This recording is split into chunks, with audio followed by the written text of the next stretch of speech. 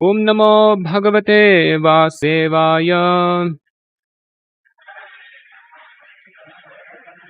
Reading from Srimad Bhagavatam, Canto 1, Chapter 3, chapter titled Krishna is the source of all incarnations, the chapter that describes all the pastimes, incarnations of the Lord, and particularly this verse refers to the Supreme Lord appearing in the form of Lord Varāha-dvadaśī. So this is text 7 of the third chapter.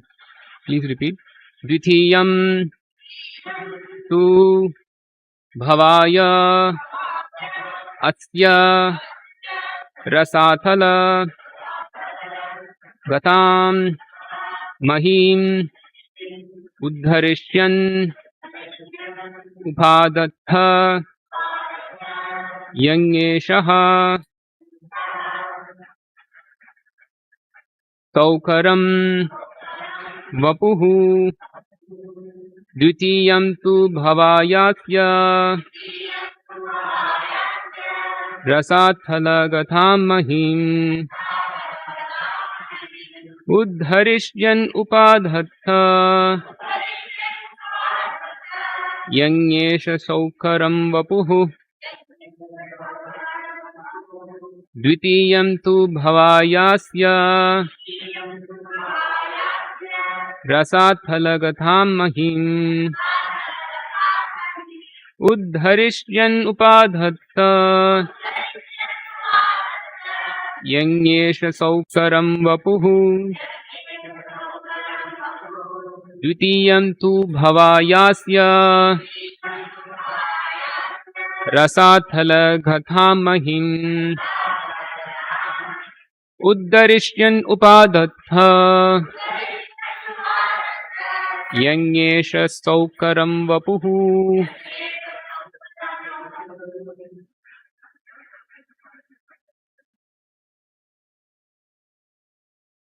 Dvitiyam tu bhavayasya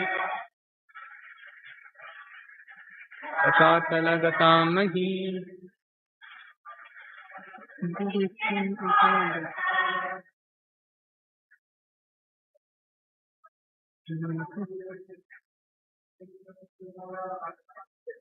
Dvitiyam tu bhavayasya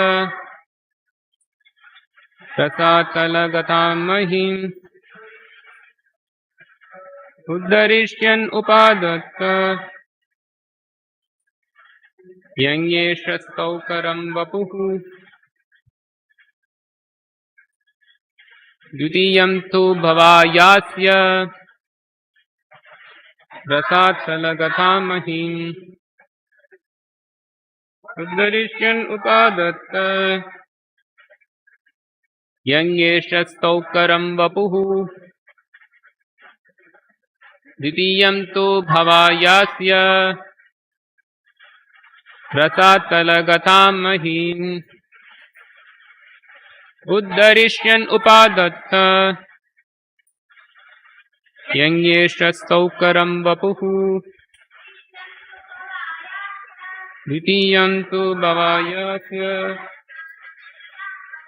rasathala gatam mahim uddharishyan upadatha yanyesha saukaram vapuhu dvitiyam tu bhavayasya rasathala gatam mahim uddharishyan upadatha yanyesha saukaram vapuhu dvitiyam tu bhavayasya rasathala gatam mahim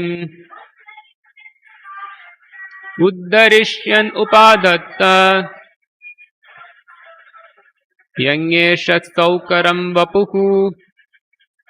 Mataji. Dvitiyam tu bhavayasya rasathala gatam mahim uddharishyan upadatha yanyesha saukaram vapuhu Dvitiyam, the second. Tu, but. Bhavaya, for the welfare. Asya, of this earth. Rasatala, of the lowest region. Gatam, having gone. Mahim, the earth. The earth. Gatam, having gone. Oh, sorry. Uddarishyan, lifting. Upadata, established. Yangeshaha, the proprietor or the supreme enjoyer. Saukaram, hoggish. Vapuhu, incarnation. Translation and purport by His Divine Grace Bhakti Vedanta Swami Prabhupada, founder Acharya of the International Society for Krishna Consciousness. Translation: the supreme enjoyer of all sacrifices accepted the incarnation of a boar, the second incarnation, and for the welfare of the earth, he lifted the earth from the nether regions of the universe. Purport: the indication is that for each and every incarnation of the personality of Godhead, the particular function executed is also mentioned. There cannot be any incarnation without a particular function, and such functions are always extraordinary. They are impossible for any living being to perform. The incarnation of the boar was to take the earth out of Pluto's region of filthy matter. Picking up something from a filthy place is done by a boar, and the all-powerful personality of Godhead displayed this wonder to the Asuras, who had hidden the earth in such a filthy place. There is nothing impossible for the personality of Godhead, and although he played the part of a boar, by the devotees he is worshipped, staying always in transcendence. Chakshurunmilitamena tasmai Shri Gurave Namaha. Mukam karoti vachalam pangum langayate girim. Yatkripātamaham vande Shri Gurum Dinatarinam. Vandeham Shri Gurum Shri Tapadakamalam Shri Gurun Vaishnavamscha. Shri Rupam Sagrajatam Sagana Raghunathanvitam Tam Sajivam Tadvaitam Savatutam Parijanasagitam Krishna Chaitanya Devam Tirada Krishna Padan Sahagana Lalita Shri Vishakhanvitam. Namo Vishnu Padaya Krishna Krishnaya Bhutale Srimate Bhakti Vedanta Swamini Vinamine. Namaste Saraswati Deve Gauravani Pracharine Nirvishesha Shunyavadi Paschatya Deshatarine. Jai Shri Krishna Chaitanya Prabhu Nityananda Shri Advaita Gadadhara Srivasadi Gaura Bhakta Vrinda. Hare Krishna Krishna Krishna Hare Hare Hare Rama Rama Rama Hare Hare. Ditiyam tu bhavayasya rasatala gatamahim uddarishyan upadatta yangesha saukaram mukutu.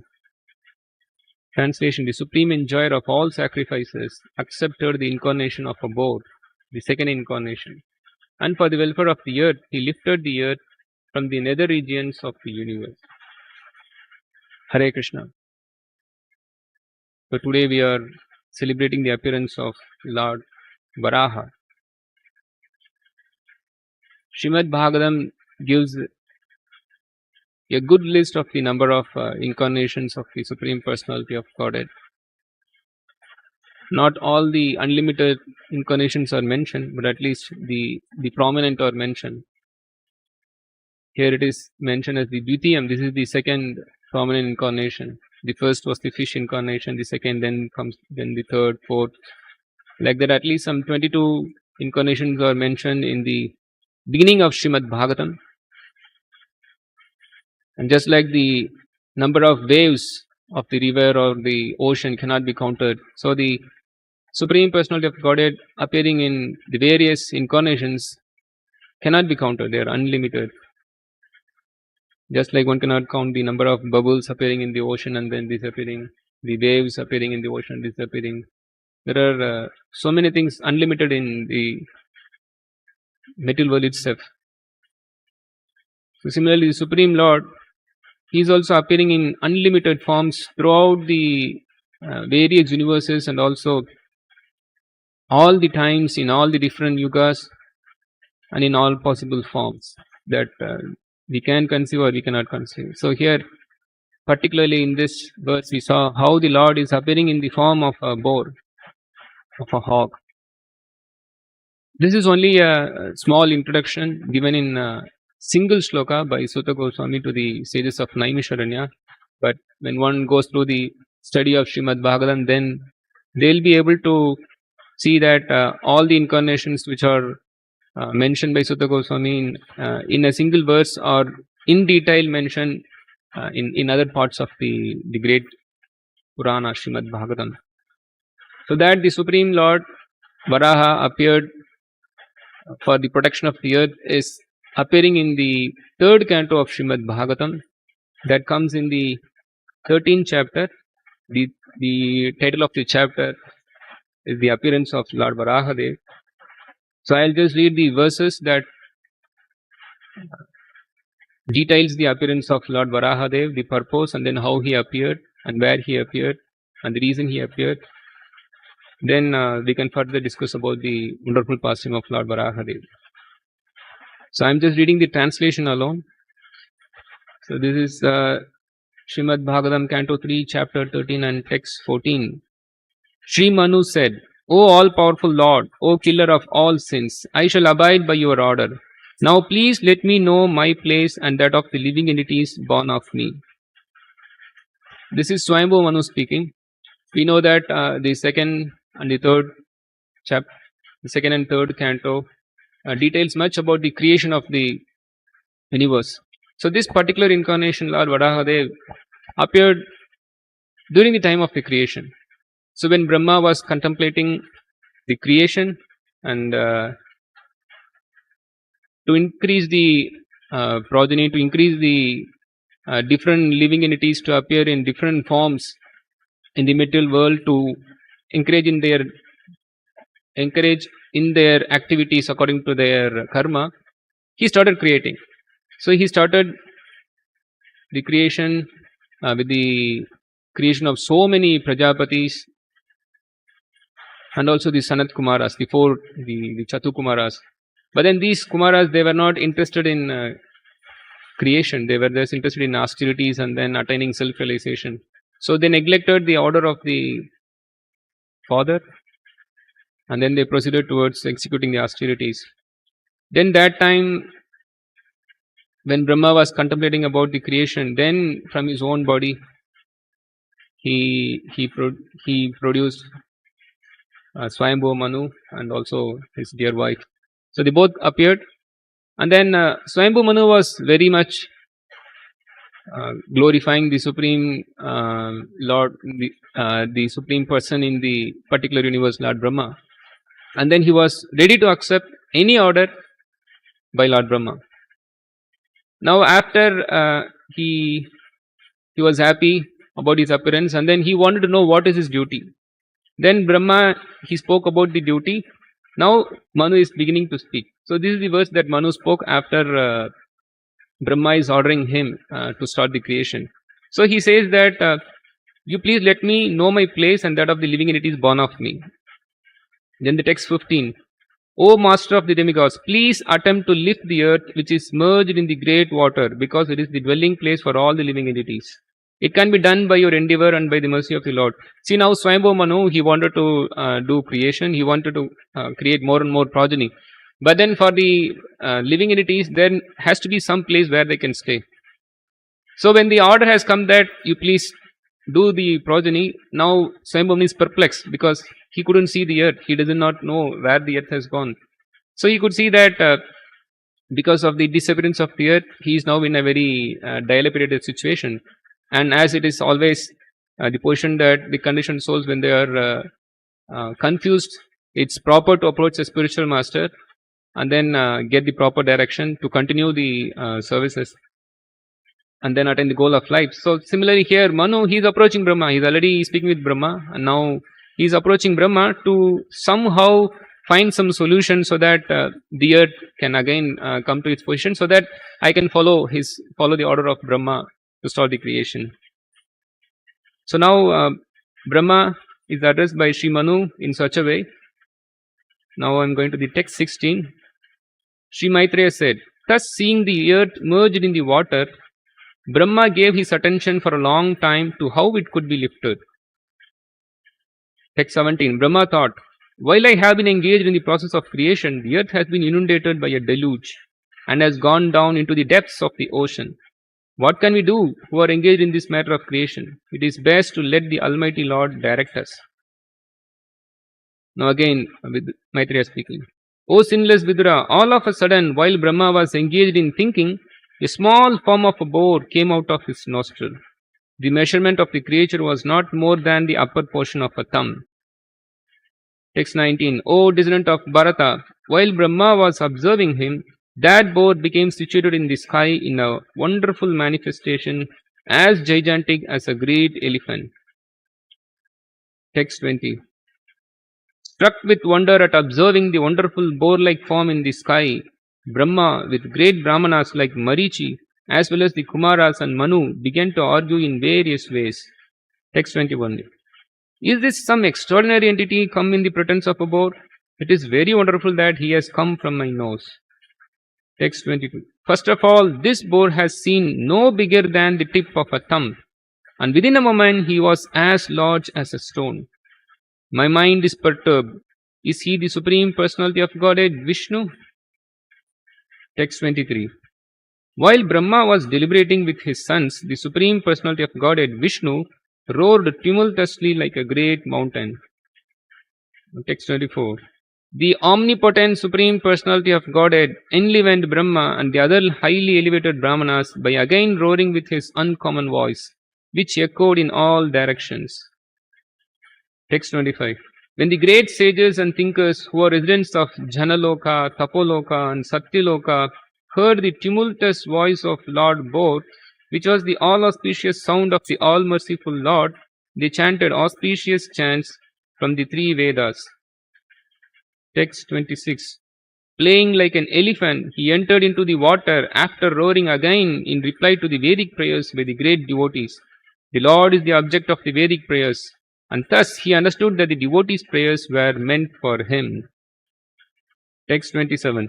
Before entering the water to rescue the earth, Lord Boar flew in the sky, slashing his tail, his hard hair quivering.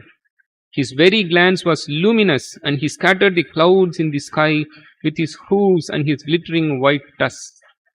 Text 28. He was personally the Supreme Lord Vishnu, and was therefore transcendental. Yet because he had the body of a hawk, he searched after the earth by smell. His tusks were fearful, and he glanced over the devotee Brahmanas engaged in offering prayers. Thus he entered the water. Text 29.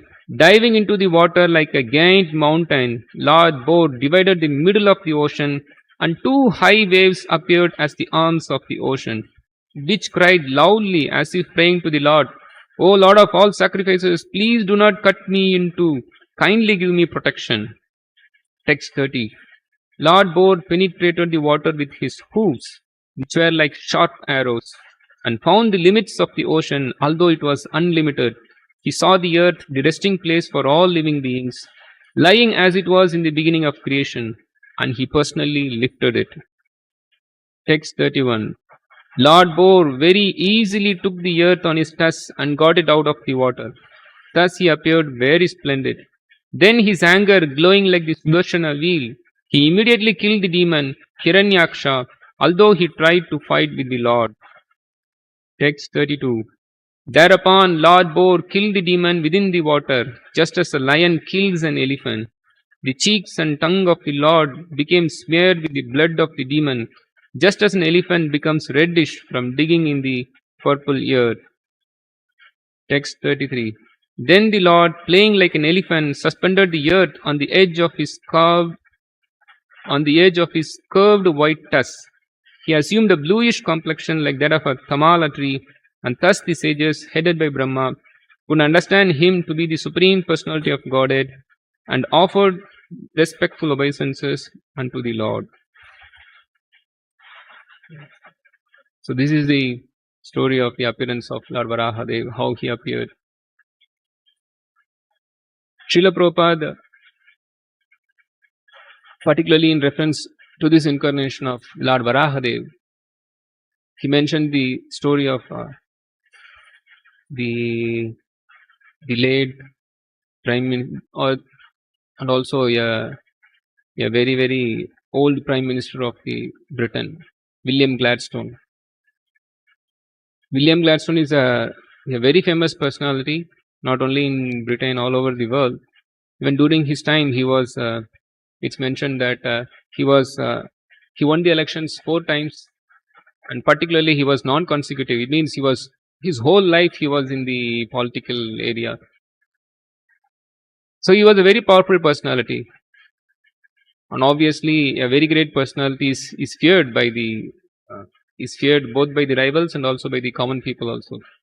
So such a fearful and also a towering personality as William Gladstone, once he was to be met by one of his assistants, or somebody who wants to meet him has come. So this person was not allowed to enter inside, so he was asked to wait to see the Prime Minister Gladstone. So this person was waiting for a long time, but still he could not meet the Prime Minister Gladstone. But he was a little bit thinking, I did not come to the office to meet this person. I have come to the house only. So obviously, what busy thing that he is doing, that he is not giving an appointment to me, for which means I have come here for a purpose, which is official work, which is very important work. But then this is the house. But this person is not attending to my very important call, very important meeting, but he is very busy inside. So let me see what he is doing. So this person, somehow he was able to peep through the window what this Prime Minister of the Great Britain, William Gladstone, was doing. So to his shock and surprise, he saw that William Gladstone has become a horse. Horse means he was just bending his body, and then he is now in the show of a horse, keeping his grandchild on his shoulder. So this was a shock for the person who saw Gladstone. He is such a big person, but then he is so much enjoying the ride. The grandchild is so much enjoying the ride on the back of William Gladstone. So how this is possible? Like that he was thinking. So now it's very clear that William Gladstone has not become a horse. And just because William Gladstone has taken the position of a horse for the grandchild, he is in any way minimized from his position as the Prime Minister of Gladstone. He is always the supreme person in that country of Great Britain. But it is his pastime of becoming a horse, but in no way that he has become a horse. So similarly, when the Supreme Personality of Godhead, he appears in the form of a hawk, it doesn't mean that he has taken a very low position. He is always situated in the tenantal position. The Lord is always tenantal. Krishna says in Gita that Ajopisan Avyatma Bhutanam Yiswaropisan Prakritim Samadhishtaya Sambhavami Atmamaya. He is always coming in the tenantal form. Atmamaya refers to the internal energy. He is always appearing in the tenantal form. He doesn't have any material form. When somebody has a material form, this material form always changes, but the spiritual form never changes. In the material world, we always see that anything having a material form, material rupa, it has 6 different changes. It takes its birth, then it grows, then it stays for some time, then it produces some byproducts, then it deteriorates, and finally, after dwindling, it just finished, or death appears. So this is the general condition for all the material forms. But Krishna, when he comes in any of his incarnation, he doesn't come with a material body. He always has a spiritual body. So in the spiritual bodies, there is nothing called these 6 changes. Though it appears to be that there is a birth, and then there appears to be some growth, there is also some byproducts. Like Krishna appeared as a small child, then he was also growing, then he was also getting married. Then after that, he also produced children. Then it seems that he was also getting old. He also left this world. No, he did not get the 6 changes that a material body has. Krishna was always having a transital form. That's why all the 6 changes that Krishna seems to be having like us was in a very, very inconceivable form. Just consider the birth of Krishna. His birth was not the birth like any ordinary person. How we are born on Krishna's birth, it's all completely different. Krishna was born in the prison house of Kamsa, but then we see that he was glowing and he was completely having ornaments in his body, completely with dress, and also 4 hands full of hair, and he was just emanating effulgence in the whole prison house. But that's not the case when ordinary jiva takes birth, accepting a material body. So the birth of Krishna is completely transcendental. And then when Krishna appears in the material world, even as a small baby, but still he was speaking so much of philosophy, and then the knowledge to Vasudeva, Devaki. That is not the case with the child. When a child is born, it is completely born naked. It is just falling into the bowl where it is about to fall, but then it also comes out with mucus or the blood, the urine, this stool. This all comes when the material body is born. But that's not the case with Krishna. And when Krishna was growing, he was always having supernatural power in his growth also. And then when he married, he married 16,108 wives, expanded himself into 16,108 forms and living with each and every wife. And then when he produced children from each and every wife, he produced 10 male members and 1 female member, means 11 children for every wife. So we can see that all the 6 stages that a material body takes, though it seems to be that Krishna is also seems to be taking those 6 stages in his presence in the material world, but still it was always transcendental. So similarly here, Lord Varāha-deva, it seems that he is taking a very material form, especially the form not so much liked by the people also. The form of a boar, it is actually a condemned species. Although in the material world, every material body is a condemned species. All the Jalajana Valakshani, Stavalakshimshati, all the 84 lakh species are condemned species only. Any material form is a condemned form. Only a form which is helping us in understanding Krishna, that form is considered superior form. Though in human life, when that form is used in Krishna's service, are able to use that form to get knowledge of Krishna, surrender unto him, then that form immediately becomes spiritualized, then that form considers glorious. Otherwise, any material form is meant for only forgetful of Krishna. Even the form of a demigod, it's all a form which is just a rivalry for Krishna, to imitate Krishna. So all these material forms are all condemned. And among these such condemned forms, the form of a hog is worst. That's why we see that even in the material world, people, when they want to insult others, they call the other person by calling him a dog or a hog. This is really very condemned. If somebody is calling a bad name by calling him a lion, then that takes him as a glory only. If somebody calls, hey, you are a lion, then they are very happy. They are calling him a lion. Though in one way, lion is also a condemned species. It doesn't get its food so easily. But when somebody calls you that you are a dog, you are a hawk, then that's really a very condemned position. We see that even Srimad Bhagavatam, it is using the words Swavid Varahostra Karai Samsuta Purusha Pashuhu Sayat Karna Patopeta Gada Jatanama Gadagrajaha. So one who doesn't hear about the Supreme Personality of Godhead, Gadagraja, one whose ears doesn't engage in hearing about the Supreme Personality of Godhead, Gadagraja, then such persons are being glorified by people who live like Swa. Swa refers to a dog. Vidvaraha refers to the hog. Vidvaraha means, particularly it's mentioned that Vidvaraha, the boar that eats stool. Then Swavid Varaha, Ustra refers to the camel. Then Karai refers to the asses. So these are all very condemned species. Your hog is condemned. Dog is most condemned. And then we see even the camel, asses, they are all much condemned species. That's why Bhagavatam is choosing these particular 4 Srila Prabhupada in that purport, he just details why particularly these 4 words are chosen. We know that a dog is a very unclean animal, and also it has to simply go to somebody to live. It cannot live by its own. It cannot live independently. It has to go to a master, though the master doesn't properly feed him, but still he just accepts service from the master. Generally, the dog always gets the remnants of some rejected food. Whatever the remnants left in the house and that which is spoiled, then they feed the dog.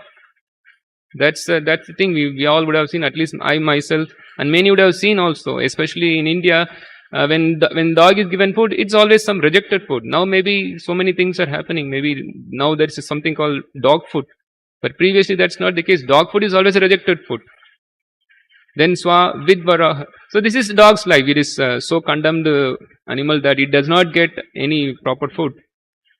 And then with Varāha refers to the eating nature of an animal, especially when Shastra speaks about a person like a hog, it refers to that this person is simply eating anything and everything without any rules and regulations, what to eat, what not to eat, no rules, just like that. That Nana Yoni Shada Pire, Kada Bhakshana Kare, whatever you want, you are simply eating without seeing that what should be taken, what should be consumed. This is the life of a hog. It just simply eats the stool and then lives in a filthy place. So this is a very condemned species. A camel is also, it is just working so, it is so much intent on eating its own blood. It is so happy taking the its own blood. And also ass is considered a very foolish animal, working so hard, and then for its maintenance it is simply depending on a grass which is available somewhere in the street, for which it doesn't have to work hard. So it's a foolish animal. So these 4 species are considered to be very condemned. So one may see that even materially hog is a very condemned animal, and also the hog Bhagavatam also so much it is condemning. So when the Lord appears in a hog, so one may think that why the Lord should appear in such a condemned form. Actually, the Lord is not appearing in any condemned form, but when whatever form he takes, that form becomes the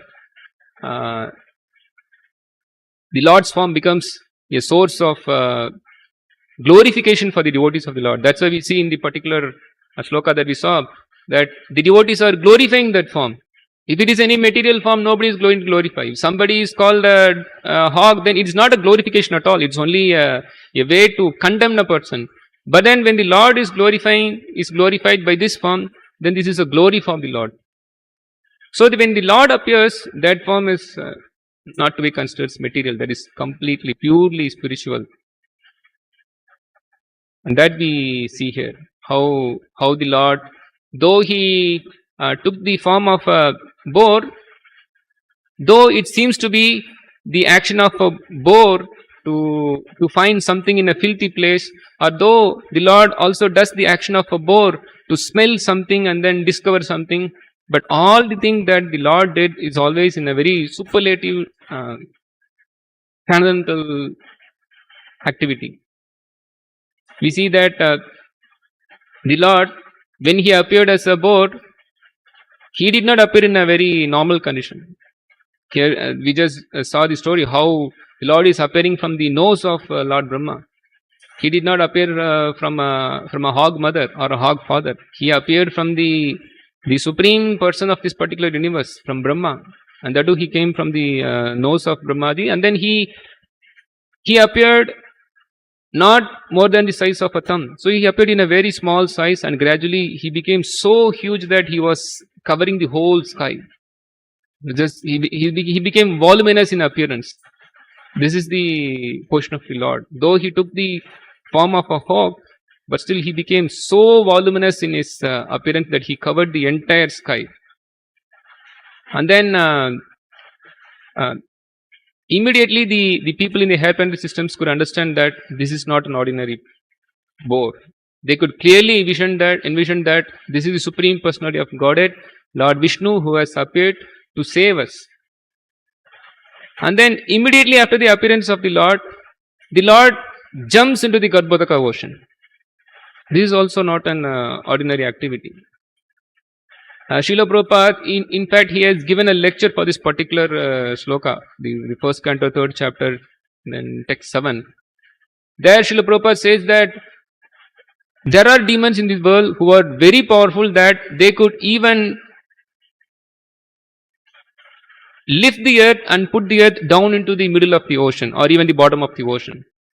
So this Hiranyaksha, this demon, he was so powerful that he was able to take the earth out of the orbit and then hid it somewhere in the nether regions of the universe.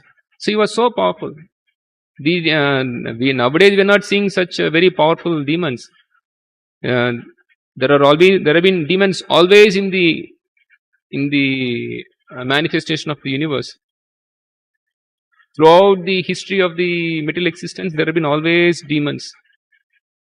Demigods, the devotees, they are also simultaneously living along with the demons, but then there are always demons and devotees existing.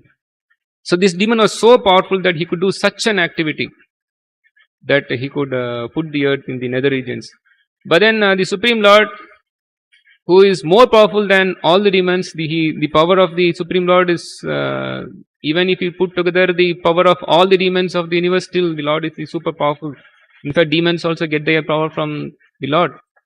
So the Lord immediately he jumped into the Garbhodaka ocean, and then just like how here Srila Prabhupada he just mentions that the incarnation of the boar was to take the earth out of Pluto's region of filthy matter. Picking up something from a filthy place is done by a boar. So this picking up boar is especially it is involved in an activity of smelling and then going. Generally, an ordinary boar will just enter into the gutter. It just enters into the garbage, some unclean place, and then searches for something. Something like somebody wants to take something, they use a shivel. So like that, the form of a boar in such a way that it can take something like a shivel. It can be used as a shivel. So the Lord took the form of a boar so that he can lift the earth. And then that extraordinary activity was done by the Lord. So this is a wonderful activity. That's why all the forms of the Lord are not to be considered as material, because with any material body one cannot engage in such activity. How come any material body can do such an activity of lifting the earth? And then especially we know that the smell of a boar is obnoxious. Nobody likes to see the form of a boar. Immediately they just take to the other side, see the other side. And even if somehow one has to see, but then nobody wants to go near a boar also, because the smell of the boar is really very bad. Because we can imagine what the smell of a boar will be when its food is stool and urine and then all sorts of unclean things. So nobody wants to even go near and smell a boar. But then we can see that when the Lord appeared, he was not like such a boar. Though a boar, when it is entering into the gutter and coming out, and when it also shakes its body, all the we can imagine when somebody is near a boar shaking, nobody wants to be near it, because all the unclean things will come from the body. But then when the Lord he came out of this Garbhodaka ocean and then he was shaking, everybody felt that they are becoming purified. By contact with a material boar, one becomes impure. But then when one comes in contact with the real boar incarnation, Lord Boar, Srila Prabhupada, in many of it, he says as Lord Boar. Though boar is, we see that this is some condemned species, but then when the Lord accepts the form of a boar, it becomes a Lord Boar. It's very wonderful to see that form, hear about the form, and then worship that form. So this is the beautiful nature of the Lord, that he is taking a form, though in material sense it seems to be a condemned, but when he accepts such a form, then that becomes wonderful. So the Lord's form is not to be considered as material at all. It is for our well-being that the Lord accepts such a form. Sometimes we see that even some foolish people, they criticize just see your Lord. He just taking the form of a boar. What a Lord you are having! What a Lord you are worshipping! That he is taking the form of some fish. Fish is also a condemned aquatic. So they say that, see, your Lord is taking the form of a fish. Your Lord is taking the form of a hog. Why you should worship this Lord? It seems that they have so much faith in our Shastra that see, your Lord is taking this condemned form. So they have faith in this word. But then surprisingly, it's like a devil quoting the scripture. They quote our scripture and say that, see, your Lord has taken such a condemned form. But then they don't see the verses that further explain that this is a transcendental form, and he is doing an activity which is completely transcendental, and then he is not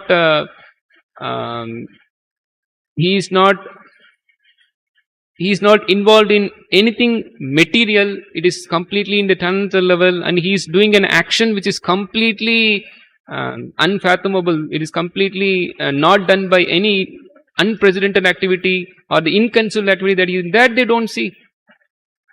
I don't know how this is possible for them. Then they could quote the Shastra and then say, and then they miss the other parts of the Veda. So this is the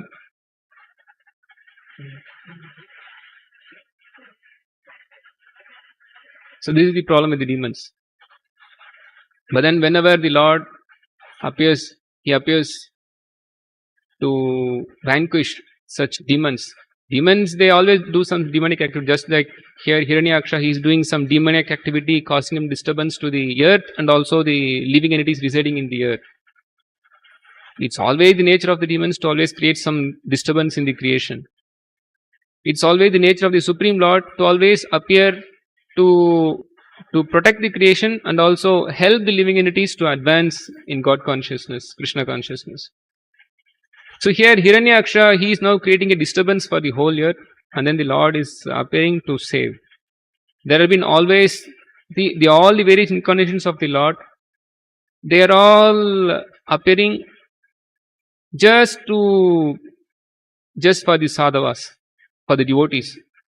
One reason is that the Lord wants material creation to continue so that the living entities who are suffering in the material world can fulfill their material desires, and simultaneously they can advance further in Krishna consciousness. The other thing is that the Lord is personally appearing to show to the conditioned souls that, see, I am here appearing in a very eternal, beautiful form. Why don't you come and then join me in the spiritual world and enjoy life? So Krishna, he appears for a purpose. Indrari Vyakalam Lokam Vridayanti Yugege. Every yuga, Lord appears to save Indra from his enemies. Here Indra is representing all the conditioned souls of the material world. Indrari means, the demons are creating disturbance to Indra, who are all in the path of service to Vishnu. So Indra refers to means he is representing all the living entities who are all disturbed by the demons constantly. And when there is such disturbance by the demons, then Krishna, he is just appearing and then protecting the sadhus to advance further. So we should know that the appearance of the Lord, in any form it may be, it is all for the benefit of us. And then he is in no way he is affected by such forms. All his forms are transcendental, and all his activities are transcendental, and any literature that glorifies such activity, it's all in the transcendental platform. I was just thinking that how Srila Prabhupada's book, that is also transcendental.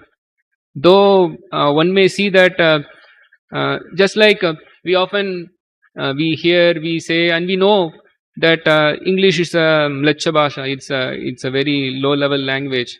So Sanskrit is a very high language. Or some people who are living in Tamil Nadu, they may say that Tamil is the best language. So people think that any language in India, it should be a very good language. Other than the languages of India, all are condemned to be low languages. So it is known fact that English is a mleccha bhasha. But though this mleccha bhasha, this language which is mentioned, which is particularly for the people whose only desire is sense gratification, But Srila Prabhupada is so amazing that even in such a lecture language, he could present the eternal literature, Srimad Bhagavatam, Srimad Bhagavad Gita, or Sri Chaitanya Charitamrita. Prabhupada, he presented all the Vedic literatures in such a low language. So, though the language seems to be very low, but then when such a language, when it is particularly when it is for the glorification of Krishna, then that becomes a transcendental language. Transcendental are the words that glorify, it immediately becomes transcendental. Just see that a hog is a very condemned species, but then when the Lord he takes that form, then that form is no more condemned. Lord's form is no more condemned, but all the other material forms are condemned only always. So the same thing, even a language may be a mleccha, but then when that same language, when it is meant for glorifying Krishna, then that is considered to be a very, very beautiful or wonderful words or wonderful language. So in that way, we should understand that when there is a connection with Krishna, then that becomes transcendental. So when Krishna takes a form which superficially seems to be material form, but then because of the appearance of the Lord in that form, then that form becomes always transcendental. So in that way, today is Varāha-dvadaśī's appearance, so we should hear about him, we should glorify him, and then we should be fully convinced that our Supreme Lord is never accepting any material form, that he is always appearing in spiritual forms. Rāma-adi-mūrti Shukala Niyamena Krishnan. He is taking all unlimited forms. It's all meant for the pleasure of the devotees, and also there is no tinge of materialism in any of his forms. All his forms are transcendental. That's why Srila Prabhupada, he concludes this purport by saying that there is nothing impossible for the person of Godhead, and although he played the part of a boar, by the devotees he is worshipped, staying always in transcendence. Hare Krishna. So I stop here. Any questions and comments?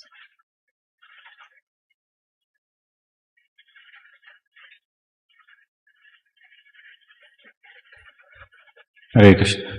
Do you know anything more about where exactly the earth was hidden? Prabhupada explains Pluto's nether. If you move a little bit up, the exact Pluto's the region of filthy matter. Where is that? I do not know, because Srila Prabhupada, he mentions in his lecture that this demon hid the earth in the bottom of the Garbhodaka ocean. That is mentioned. Even I think I read in that particular third canto, first chapter, that it was in the Garbhodaka ocean that the Lord went and then he just took the earth. Though it was an unlimited ocean, but still he found the earth in the deep depth of the ocean, and then he took it. I'm not sure the word why Srila Prabhupada is using plutonic region. As per Shastra, we know plutonic. Yes, please.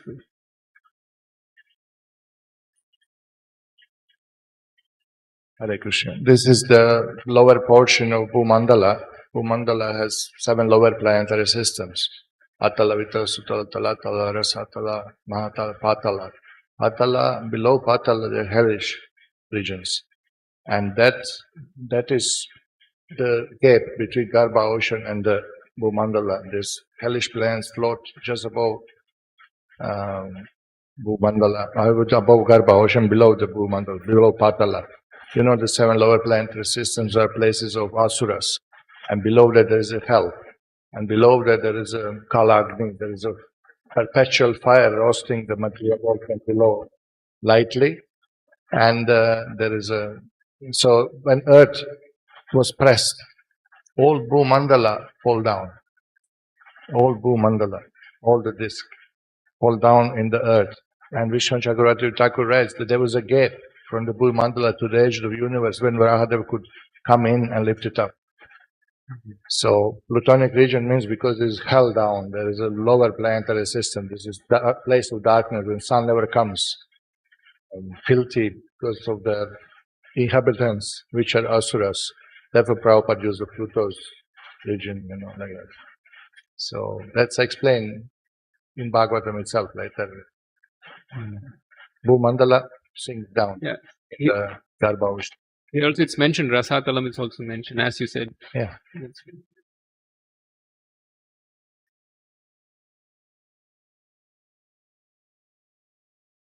Printat Srimad Bhagavatam ki jai, Srila Prabhupada ki jai, Srila Varāha-dev ki jai.